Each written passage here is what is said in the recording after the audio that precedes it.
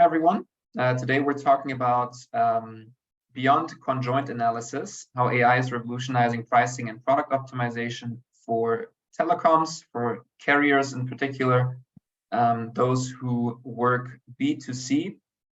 And as I just mentioned in my intro, we attended the MWC conference a couple of weeks ago, like many of our viewers today. And I think the topic of pricing was on many people's minds, at least in the teams that we're speaking to, especially in light of inflation and a couple of technological advances that we're seeing. So we thought we'd pick it up today and see if we can answer some of those questions. Let's go to the next slide so I can introduce our speaker here today, Dr. Ingo Reinhardt. He has more than 13 years experience in pricing. He developed the Buynomics solution, the method, and he will basically be our host and walk us through the intricacies of conjoint analyses, what the strengths are, what the weaknesses are, and how new tools can solve for some of the problems. If we go to the next slide, then we see what Buynomics actually does. So we have a SaaS software which replaces conjoint analyses to some degree. I'll let you speak to that in a bit, Ingo. But the idea is that our approach is much more holistic, and in terms of not being just a single siloed solution for price, portfolio, or anything else, but really for all of the above. That it's quite accurate in terms of the forecasting that we can do. We can see that actually in a case study that we brought today, and then that it's much faster than your usual conjoint analyses, which take weeks or months and can often take lots of additional analyses. And the advantage from a business perspective is, of course, up to 20% higher profits for individual buying situations. So it's really about getting that calculation right that unlocks a lot of value. And of course, if you have a speedier, kind of more agile tool, you can also just have more effective teams. But we'll see that as well in the demo. But I'll hand over back to you, Ingo, for the content part of the presentation. I think we have a very interesting one today, especially for our telecoms joiners, and I'll let you take it from here. Yeah, thanks, Paul, for the intro, and everyone who's joining on this Friday. Thank you for being here and taking the time to listen to what we have to say. And I think we do have something to offer. I think we're adding a new perspective, and that's what we do. I think Paul said we're also then subsequently he didn't go that far, but so we're not replacing conjoint. I think conjoint is an important method that provides useful insights. But I think, and this is what we'll also be talking about today, is that the method we're suggesting is an extension of it, and it can build on many different data sources that have different advantages. And really, what the solution is about, using the power of machine learning that I think have become more transparent in the last weeks and months, making that available and using different data insights to really address the challenges that we're facing in different industries. And this is what we want to talk about today. So to get started, shouldn't be a surprise to anyone. Let's just very quickly make sure that we have a common starting ground. So what we'll be talking about. So in general, we'll be talking about essentially pricing in the broader sense, or revenue management, which for our perspective includes everything around your product portfolios. So here, a bit simplified, we have, for example, the focus company with 3 offers: silver, gold, platinum, different plans at different prices with different features, and they are set in a certain competitive environment. And the typical questions that we're facing in pricing is, are these the right prices? Is 15, 20, 25, are these the right price points? Should they be, I don't know, 20, 25, 35?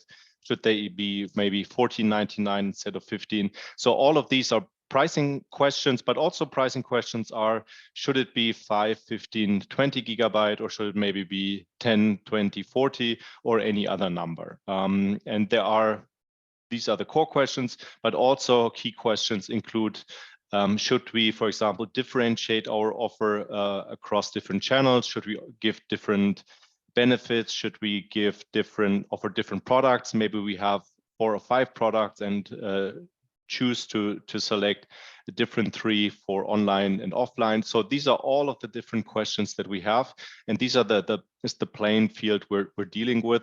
And I would say this is in the context of a number of specific current pricing challenges. Paul already mentioned some of them. I think inflation is at the top of everyone's mind. Also, if we compare with other industries, consumer goods, for example, they are a bit stronger affected by for example, cost increases for their products. But also we're seeing with some of our customers that there are cost increases. For example, they come through energy price increases.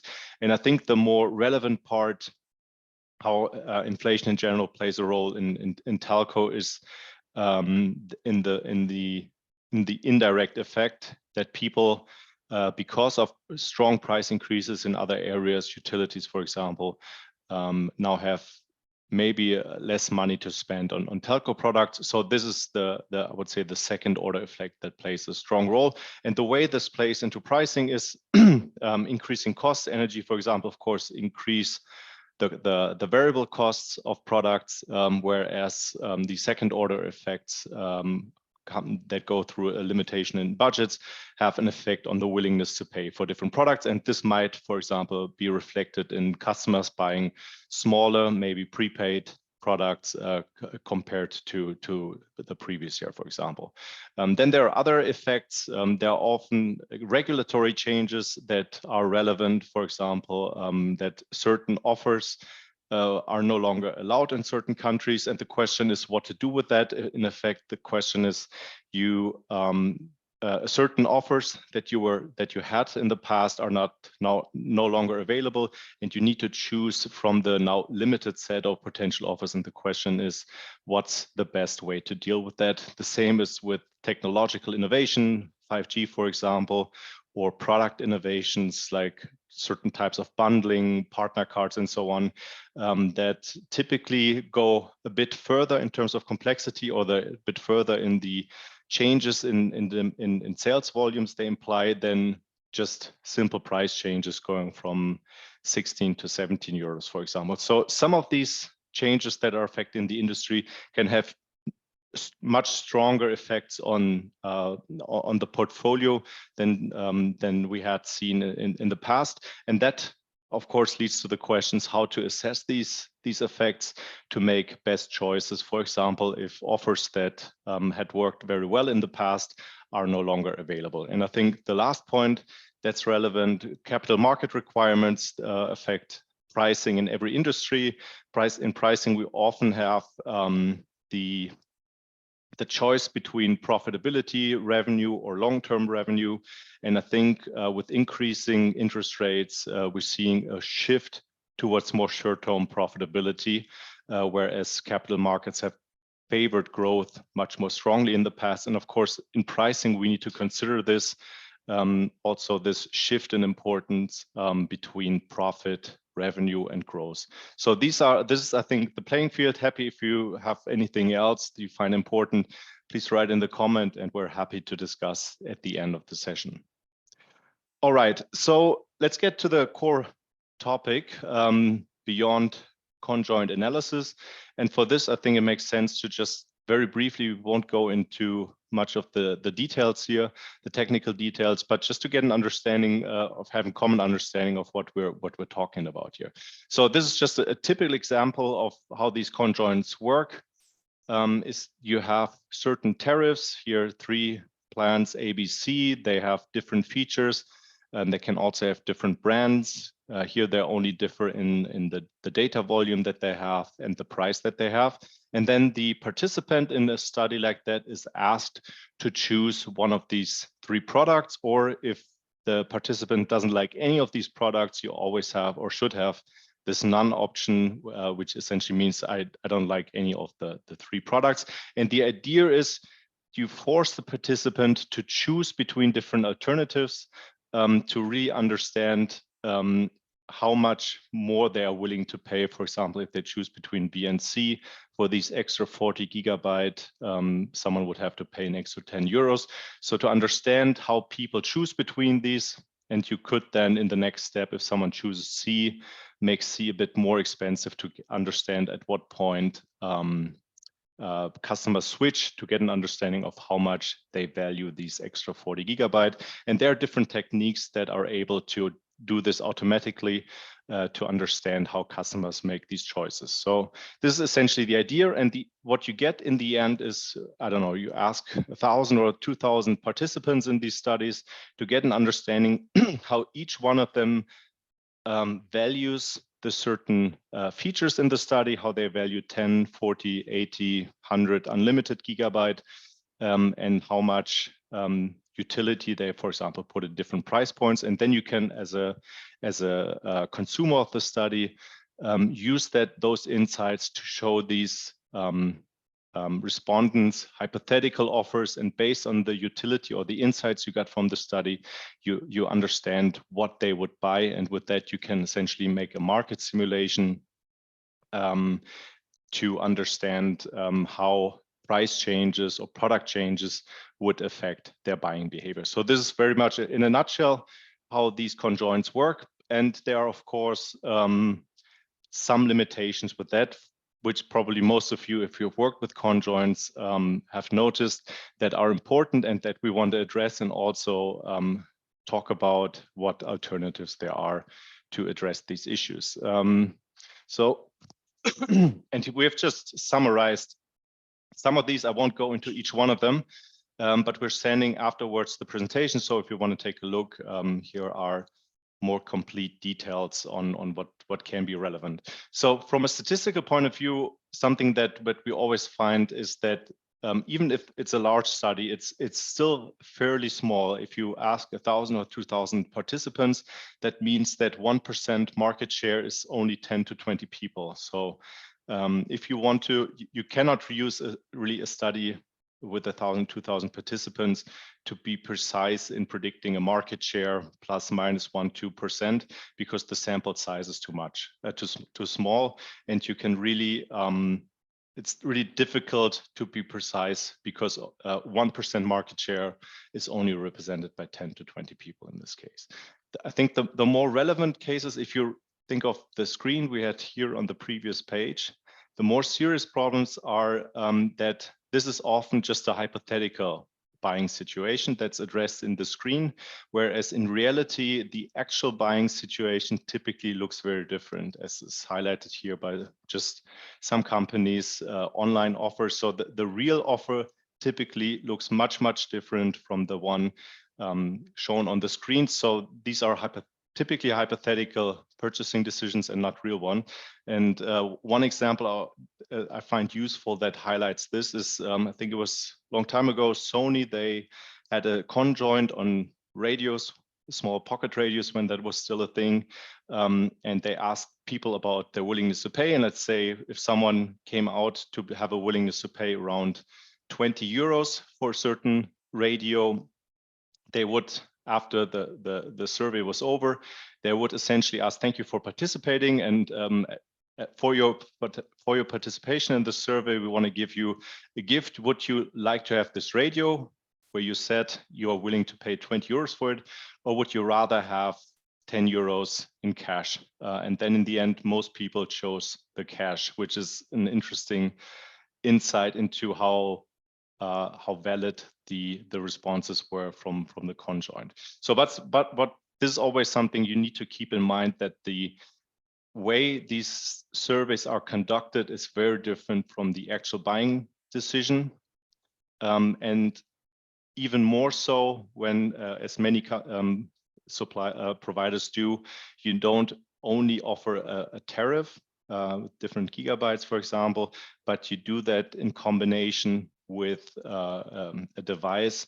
So the actual buying decision looks very, very different, and it's really difficult to capture that in a conjoint, but there are other techniques that allow to be here more realistic.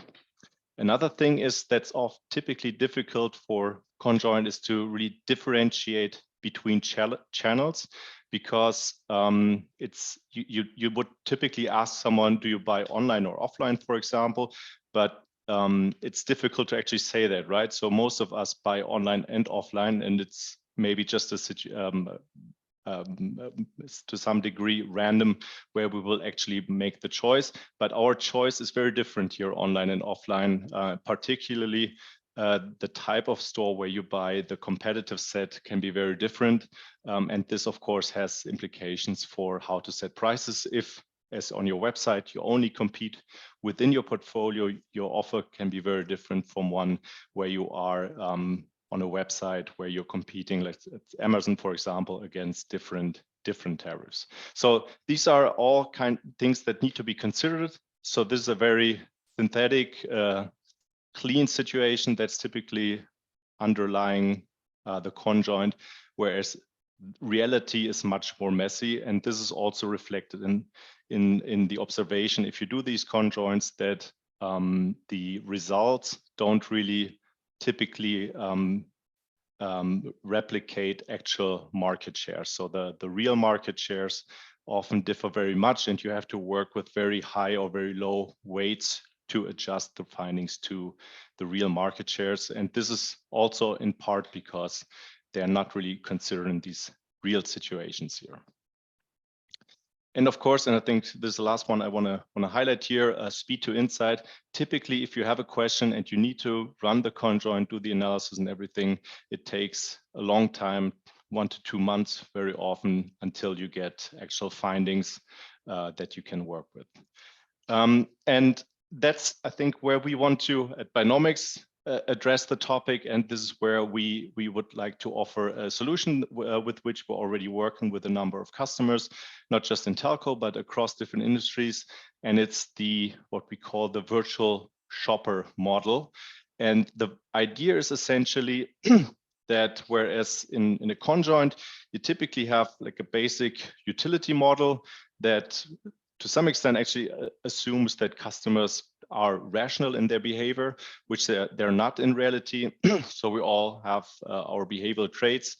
And the idea is behind the model that we have created, the virtual customer model, is that we create a very large set of people that collectively behave like real people. And they have, on the one hand, utilities, preferences for different product attributes, like in a conjoint, but they can also have all of these behavioral traits. So how they respond to price thresholds, if you offer them a good, better, best option, how that most people will prefer the middle option, particularly if they're unsure what their real needs are. So the idea is essentially that we create a very large group of these virtual shoppers, and they can have preferences, utilities, but also preferences down here for different attributes.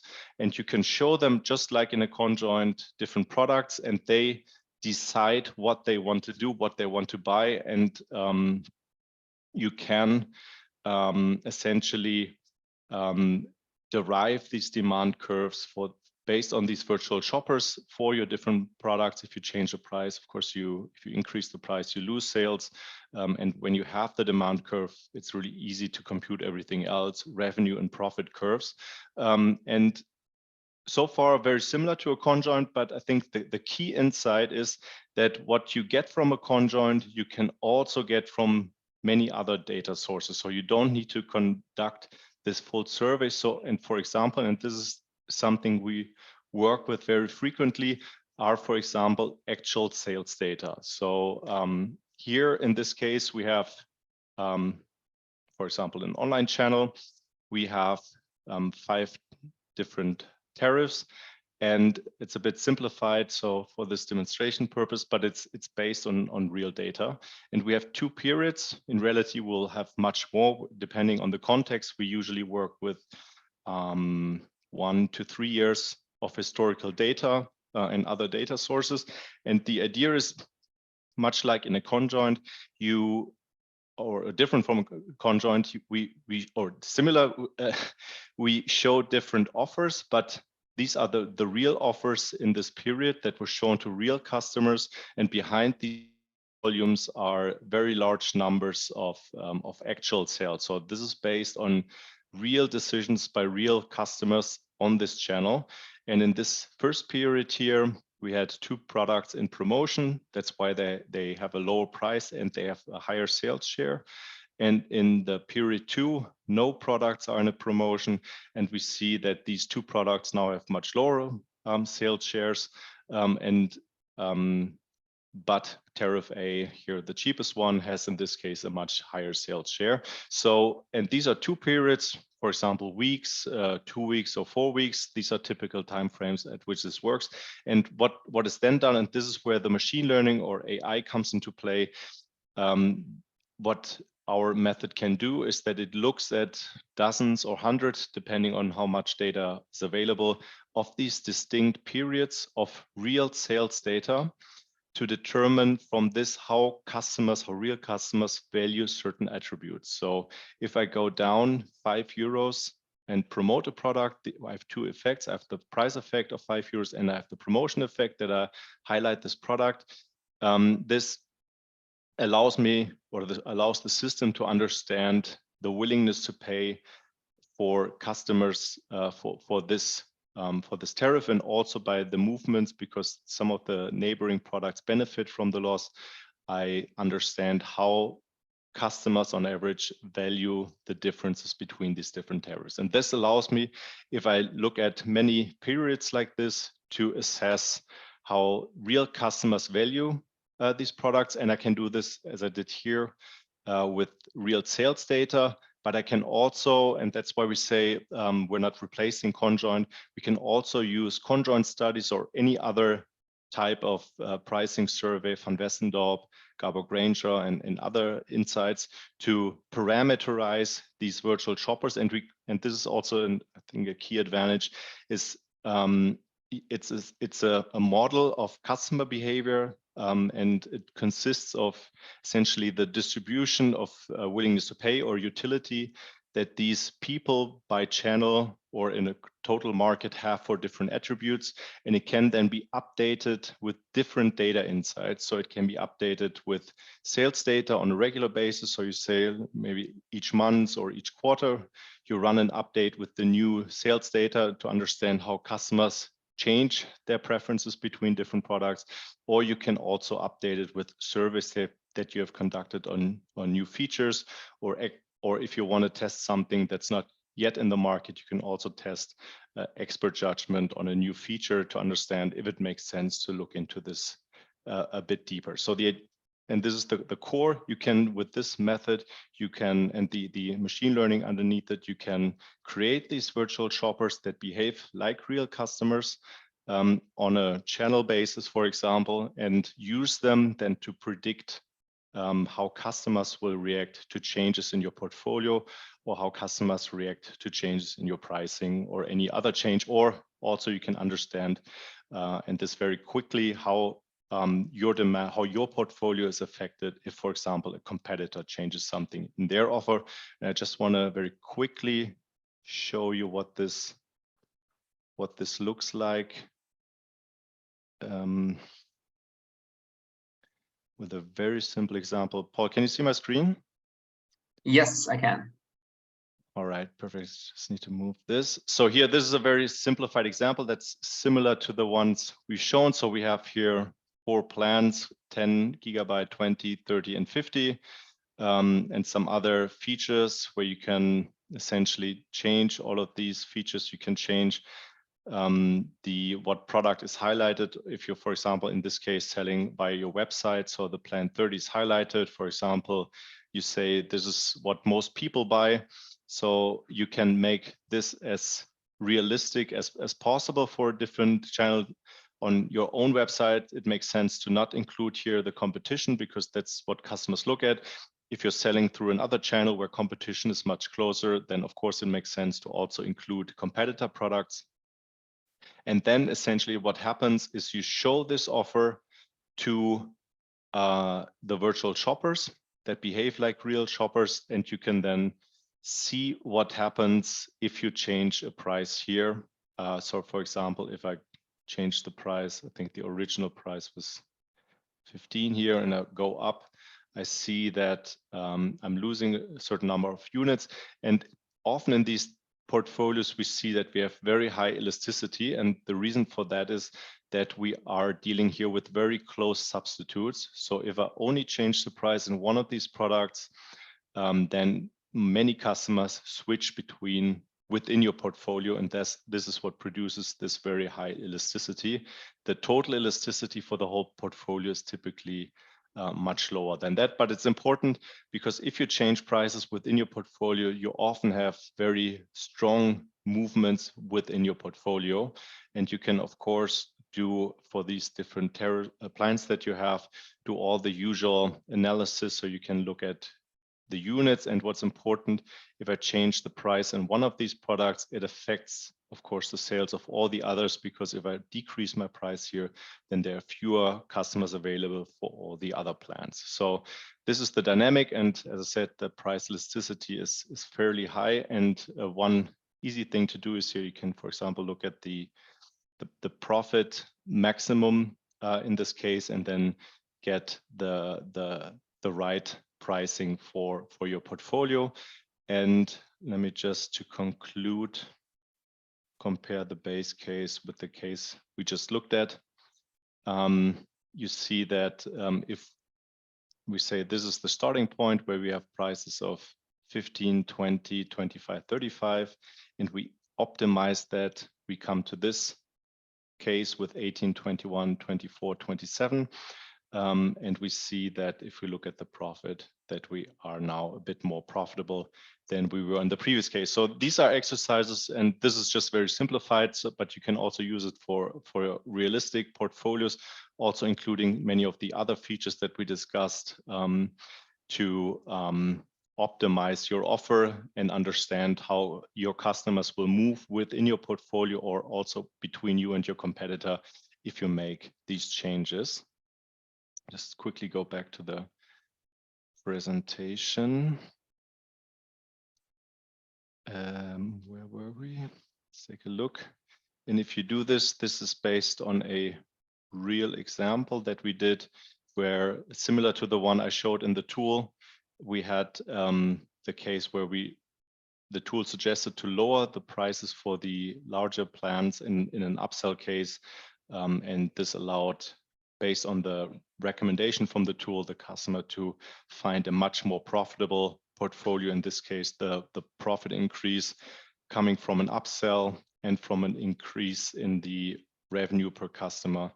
That was in total around 70%. Of course, this is an extreme case we chose for this presentation, but particularly in upsell cases, there are often very strong improvements that can be identified, particularly in cases where the optimum is a bit farther away from the status quo. And this solution really allows users to find these even more distant optima and be more profitable because of that. Yeah, we can skip this. If you send you the slides, you can see how the solution addresses all of these challenges. Maybe just as a highlight, the top, because it's based on real and actual sales, of course, it doesn't have the problem you have with a small sample conjoint study. And you can also, I think we showed this to some extent, be much more realistic in showing customers the product, and also using effects of highlighting a certain product on a website. So to be much more realistic and based on real purchasing decisions by customers in the way that this model is parameterized. Paul? Yes, thanks. That's pretty much on point in terms of timing today. Really good. And I think we covered a lot of ground there in terms of the strengths and weaknesses of conjoint analyses. I think especially that contextuality is what a lot of clients are missing. Spoke to some at the conference, and they're all saying they they do conjoints, but they don't really trust them, and it kind of reflects indeed that disconnect with the actual buying decision. So really interesting in terms of using sales rather than, you know, hypothetical situations. And I didn't know that example from the Sony radio. That was actually quite insightful as well. Just in terms of questions for Q&A, Nazatullah asked how we deal with B2B context, and I wrote that we're currently only dealing with SMB B2B, so small single office, home office types of B2B. We're more on the consumer end of the spectrum in terms of carriers at the moment. And then someone else asked in the Q&A how these utilities are calculated from the sales data. How can you make that jump from? Yeah, good question. Won't be able to cover this, I think, in the remaining minute. But this is, I would say, the part where machine learning comes into play. Happy to discuss in a separate session. We often do these demo sessions and method sessions. Sounds good. So let's take a look at the next webinar, Ingo. There's one on building a winning pricing strategy, which I think is always a popular topic. So stay tuned for that. You will receive the recording of this event as well as a share of the slides afterwards. And happy to connect if you have any questions or if you have any interest in working with us. Otherwise, I hope to see you at the next webinar in actually a week. Thank you very much and have a good weekend. See you soon. Bye. Thanks. Bye.